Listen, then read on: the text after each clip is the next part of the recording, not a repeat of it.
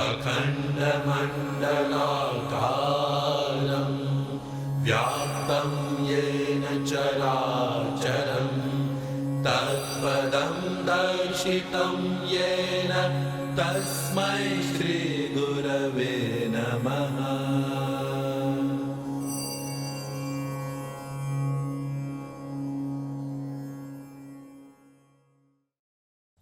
इस आश्रम पर गुरुजी का नर्मदा प्रवास में आगमन हुआ और यहाँ आने के बाद रेहटी नगर के बहुत से लोग, बहुत से प्रबुद्ध लोग यहाँ आने लगे। मैं भी उनके साथ आता था। आने वालों में कुछ अर्थार्थी थे, कुछ जिज्ञासु थे, कुछ भक्त थे और इस प्रकार के लोग भी थे कि चलो देखें कैसे हैं महाराज जी। इस भाव से लोग यहाँ आते और बहुत से लोग तो जब उनको उनकी भौतिक सुख शांति की, भौतिक सुख सुविधा की पूर्ति होते नहीं दिखी तो उन्होंने धीरे धीरे आना बंद कर दिया। लेकिन जो ज्ञान पिपासु थे वो लोग बराबर आते रहे। इसी बीच में बहुत से लोगों ने 1-1.5 साल के अंतराल से यहाँ दीक्षा लेना प्रारंभ कर दिया और धीरे धीरे दीक्षा का जो क्रम है वो बढ़ता गया। लेकिन दीक्षा के पहले गुरुजी हर व्यक्ति का परीक्षण करते कि कौन दीक्षा लायक है, दीक्षा का पात्र है, ये सब देख करके उनको दीक्षा देते। उनके पूर्व जन्म के संस्कार और प्रारब्ध पर भी ध्यान देते। भले ही बहुत से लोग ऐसे थे जो दुर्व्यसन में थे, बुरी आदतों में थे, जिनने सोच लिया था कि अब हम इससे छूट नहीं सकते, लेकिन उन्होंने उनके ऊपर भी कृपा करी और यहाँ से वो जब जुड़े तो वो सारे व्यसन और जो प्रवृत्ति थी वो उनकी धीरे धीरे छूट गई और पूरी तरह से वो उससे मुक्त हो गए। इस प्रकार से जो दीक्षा का क्रम रहा ये चलता रहा। मैं यहाँ आता रहा लेकिन ना तो गुरुजी ने मेरे से दीक्षा का कहा और ना मैंने गुरुजी से दीक्षा का कहा। कारण ये है कि मुझे गुरुजी के आने के पहले कई यानी लगभग 3 या 4 सिद्ध संतों का दर्शन करने का, उनके साहचर्य का अवसर मिला और उसमें मैंने उनके सामने अपनी समस्या रखी कि मैं इस प्रकार का दर्शन चाहता हूँ कि मुझे ईश्वर की सार्वभौम सत्ता का अनुभव हो। मैं उनके सच्चिदानंदमय स्वरूप को सब में सब जगह देखूं। तो किसी ने कुछ बताया, किसी ने कुछ बताया, अंततोगत्वा जो उनने बताया वो मैं कर नहीं सका। चाहता था, किया भी, प्रयास भी किया, लेकिन मैं नहीं कर सका। अंततोगत्वा एक संत ने मेरे से कहा कि देखिए आपको कोई महापुरुष मिलेंगे। जब मैंने उनसे आग्रह किया कि मेरे लिए क्या उपाय है तो उन्होंने कहा कि आपको कोई संत मिलेंगे और वो संत आपको मार्गदर्शन करेंगे तो आपकी ये जिज्ञासा पूरी हो जाएगी। तो मैंने उनसे कहा कि महाराज जी हम उस संत को पहचानेंगे कैसे?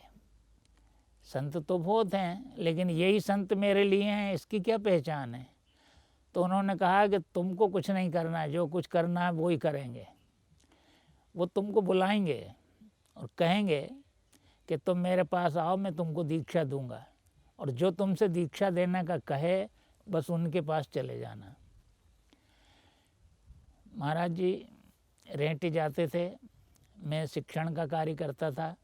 शाम को मैं स्कूल से आया, उसी समय गुरुदेव श्रावण शुक्ला चतुर्थी को संध्या के समय एक सब्जी की दुकान पे मिले और वहाँ उनने मेरे से प्रसन्न, मैंने उनके चरण स्पर्श किए और प्रसन्न होकर के उनने कहा कि कल आ जाना, तुमको हम दीक्षा देंगे। तो मेरे को वो संत, पूर्व संत की बात याद आ गई और उस हिसाब से मैं निश्चय करके सवेरे जाने के लिए तत्पर हो गया। मेरे मन में जो जिज्ञासा थी वो बलवती हुई। जैसे ही मैं, उस रोज़ नाग पंचमी थी, नाग पंचमी के दिन मैं घर से चला तो रास्ते में नदी पड़ती है, उस नदी में बाढ़ आ गई और मैं तैरने का काम नहीं करता हूँ, डूब सकता हूँ लेकिन तैर नहीं सकता, ये योग्यता है। तो इसी आधार पर जब मैं नदी के तट पर आया तो नदी में सेवट आ रही थी, ऊपर उसके बाढ़ बढ़ने का जो संकेत होता है जिसमें कचरा पहले बह के आता है, तो वो कचरा आ रहा था पानी में, नदी में पानी कमर से ऊपर था। अब मैं चिंतित हो गया कि अब क्या किया जाए। तो फिर मैंने निश्चय किया कि गुरुजी ने मेरे को बुलाया है तो मुझे जाना चाहिए, ये बाधा हो सकता है कि दूर हो जाए और नहीं हो तो कोई बात नहीं, मैं गुरुजी की आज्ञा का अनुसरण करते ही पालन करूँगा उसका। तो मैं वहाँ नदी में कपड़े इकट्ठे करके खोस के और चल दिया।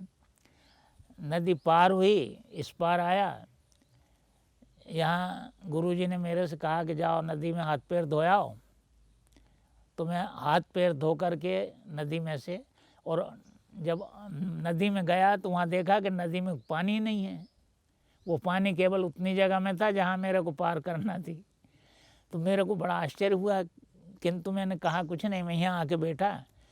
गुरुजी ने मुझे साधना दी, उन्होंने हाथ पकड़ा और हाथ पकड़ के कहा कि अब तुम्हारा हाथ मैंने पकड़ लिया है, अब तुम छूट के कहीं नहीं जाओगे। तो इस प्रकार से गुरुजी ने मुझे अनुग्रह करके और अपना आश्रय दिया। मैं निरंतर साधना करता गया जैसा उनका आदेश था। कुछ समय बाद जो मुझे अनुभूति हुई तो मुझे यही दिखता कि निज प्रभु में देखें जगत, सारा जगत मेरे प्रभु में है और उसमें सत चित और आनंद की अनुभूति सब में हो रही है। मैं अपने जीवन के सारे व्यवहार करता, सारे कार्य करता, लेकिन उन सारे कार्यों के मध्य में मुझे वही अनन्य भाव की अनुभूति होती जिसकी मुझे अपेक्षा थी। मुझे रात में एक स्वप्न आया।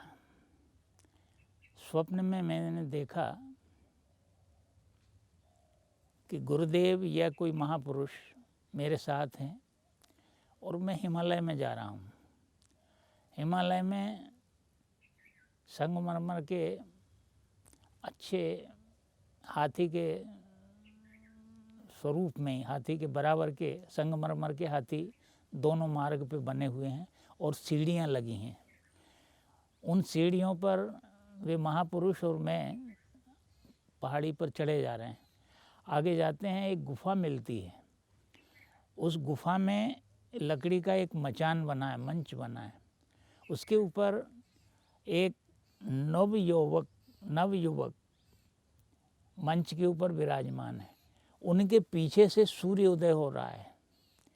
जैसा सूर्य उदय हमारे प्रतीक में है, वही सूर्योदय मेरे को वहाँ उस गुफा में मंच के पीछे दिख रहा है।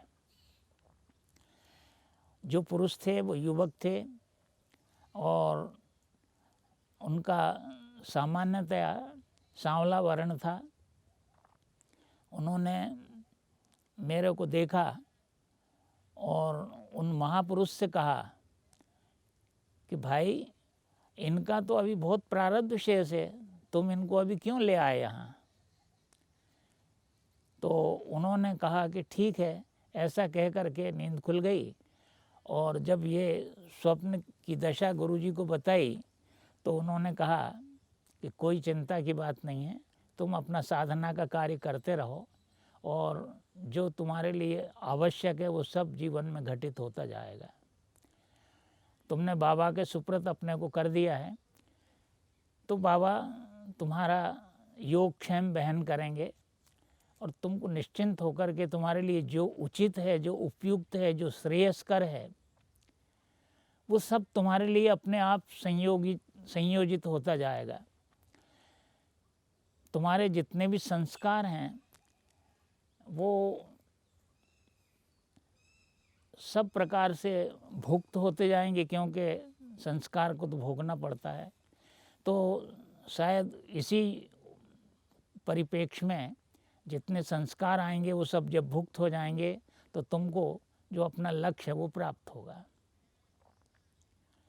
तो इस प्रकार से उस भावना से हम साधना का काम करते हैं।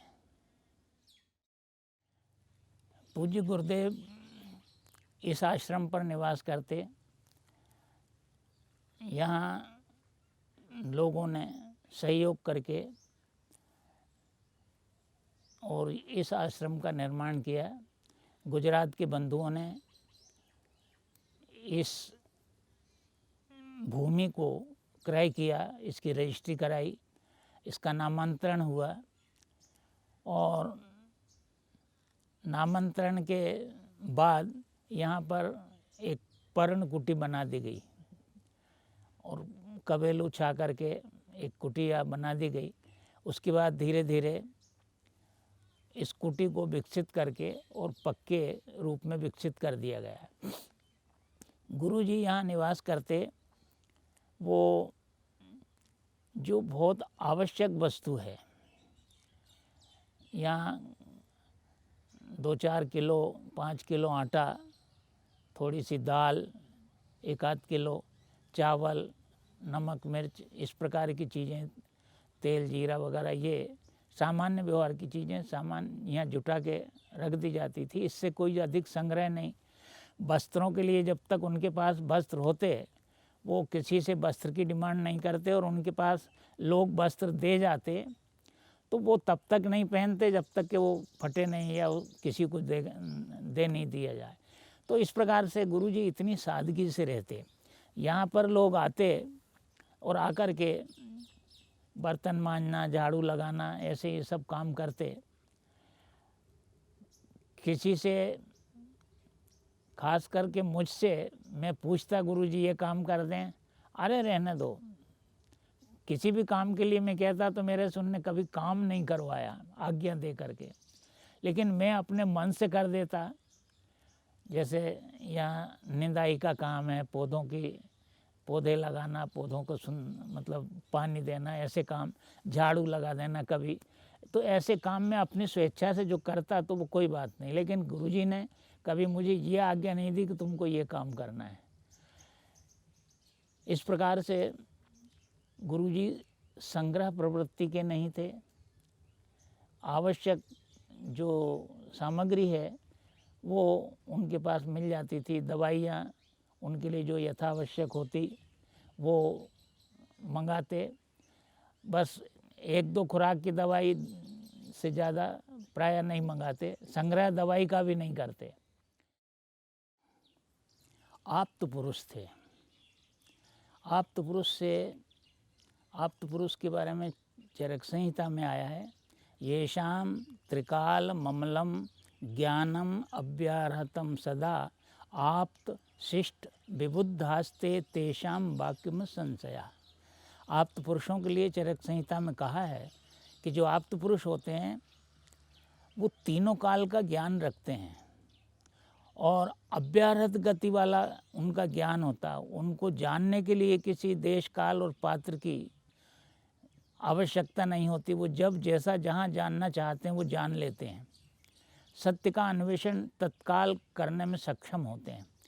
तो ये क्षमता गुरुजी में थी।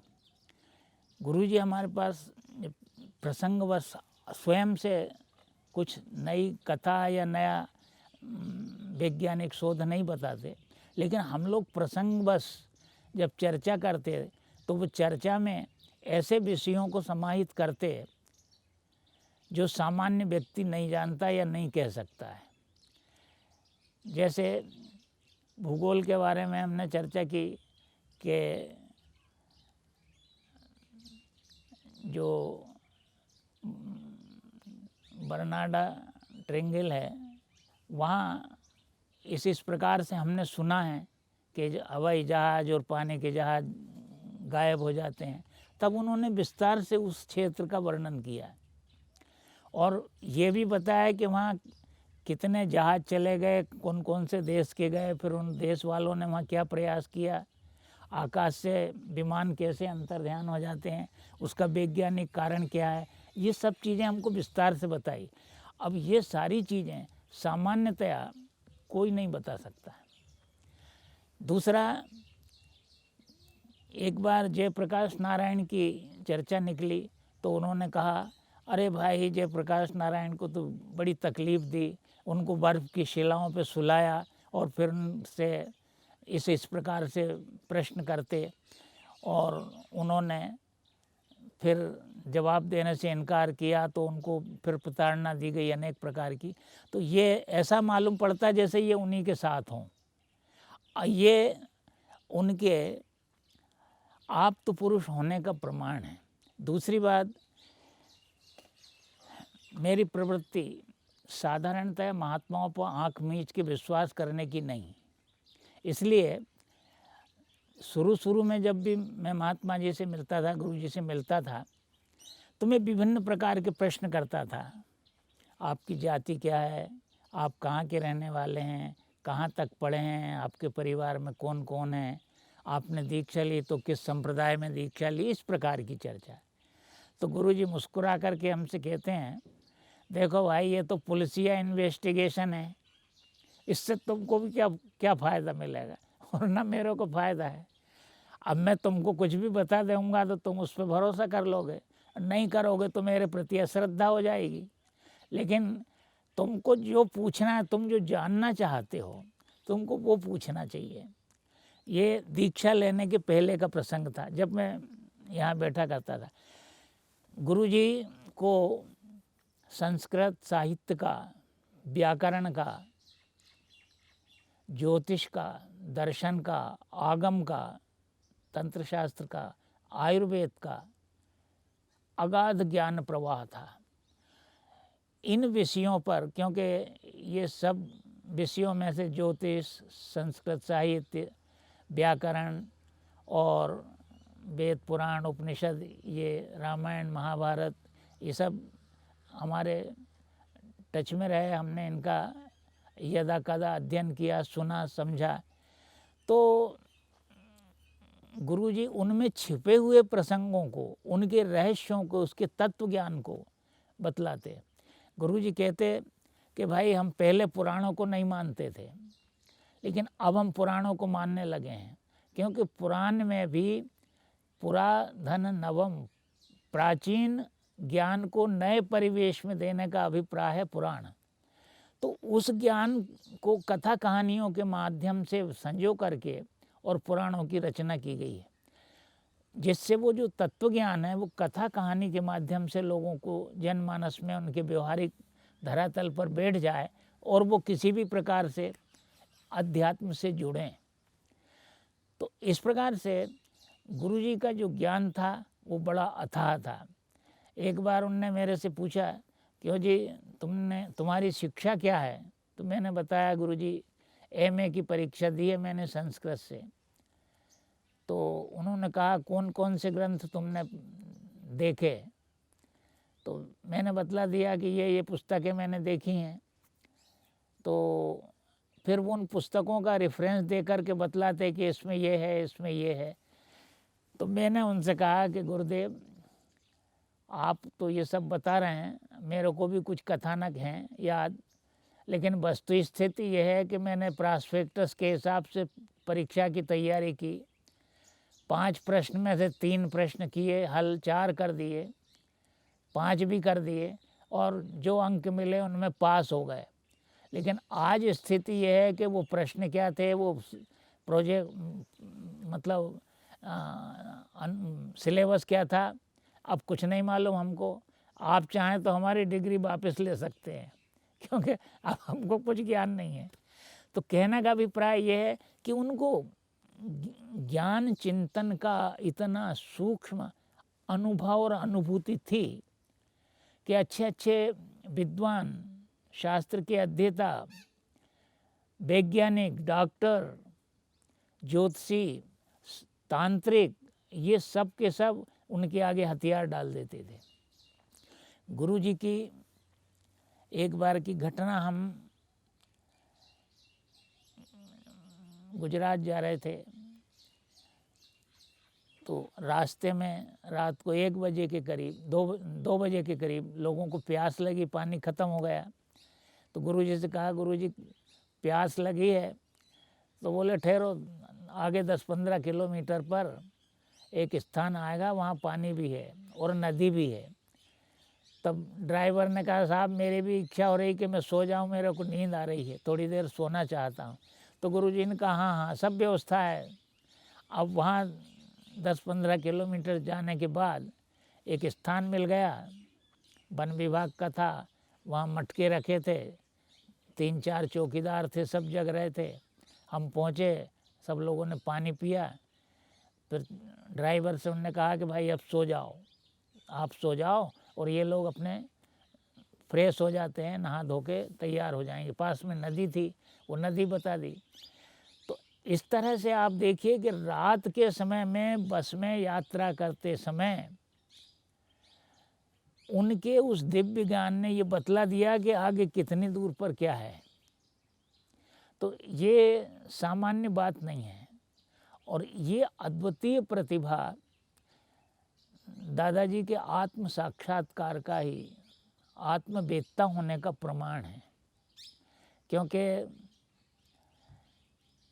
गुरुजी कई प्रकार के प्रसंग होते थे, तो उन प्रसंगों में से एक ये है कि वो कहते थे कि भाई योगी के पास इतनी क्षमता होती है कि वो 43 बार इस पूरी पृथ्वी को स्वर्ण मंडित कर सकता है, इतनी क्षमता होती है।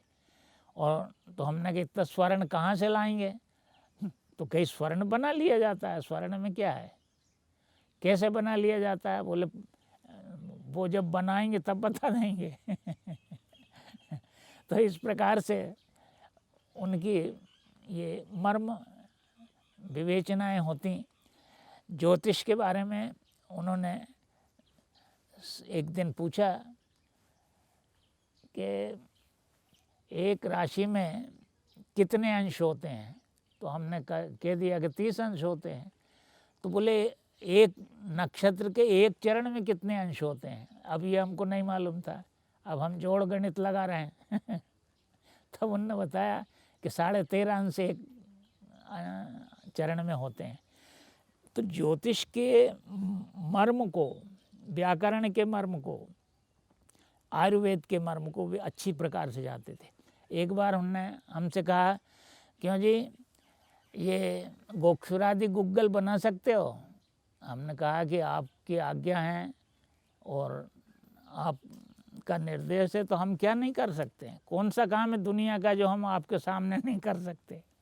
क्योंकि हम तो उनके सामने निर्भय रहते थे, और निर्भय रह करके वाणी में कभी कंगाली नहीं करते। अरे जब आपका साथ है तो हम क्या नहीं कर सकते? तो उन्होंने कहा अच्छा ठीक है, उसकी सामग्री मंगा लो और गोक्षुरादि गुग्गल बनाओ। तो हमने गोक्षुरादि गुग्गल यहीं आश्रम पे बनाया, उसकी गोलियां बना के उनको दे दी। किसी भी व्यक्ति विशेष को देना था, उनने दे दी। इसके बाद बच गई उनके पास। तो उनके पास जो भी रोगी आता उसको वे गोली दे देते, लो ये गोली खा लेना। अब गोक्षुरादि गुग्गल अक्सर पेशाब संबंधी दिक्कतों में दिया जाता है, किडनी के व्यवहार में, मूत्राशय की गड़बड़ी में काम देता है। तो उन्होंने दर्द के रोगी को वो दवाई दे दी, हृदय रोगी को दे दी, जो भी उनके पास आता उसको वो दवाई उन्होंने दे देते, और वो दवाई से उसको फ़ायदा हो जाता है। अब ये गुण दवाई का नहीं था, ये था उनकी कृपा का गुण। इस प्रकार से गुरु जी की बड़ी कृपा हमारे ऊपर रही। धन्यवाद।